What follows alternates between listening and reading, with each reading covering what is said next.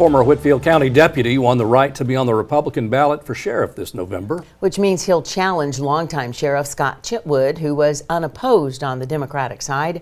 Xavier Harris joins us live now with more. Xavier?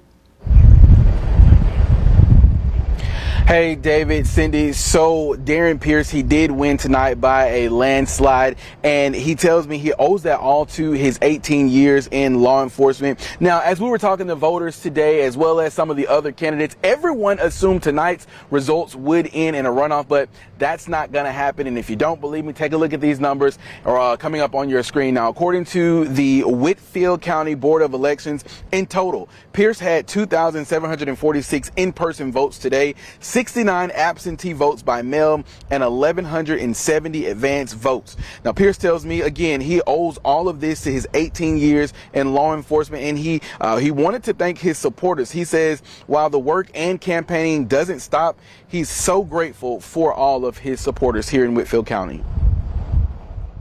To avoid a runoff when you have 5 candidates running for the position of sheriff, which is a very, very important position, and you get out of there without a runoff and you win at 55%, I believe that sends an extremely strong message that there is change that is needed, and I have a lot of support behind me. Now, Pierce says if he wins in November, he wants to bring transparency to the community.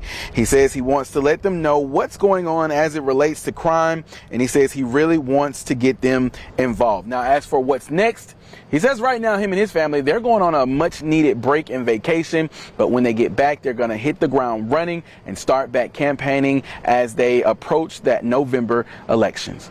For now, we're live in Whitfield County. I'm Xavier Harris, Local 3 News.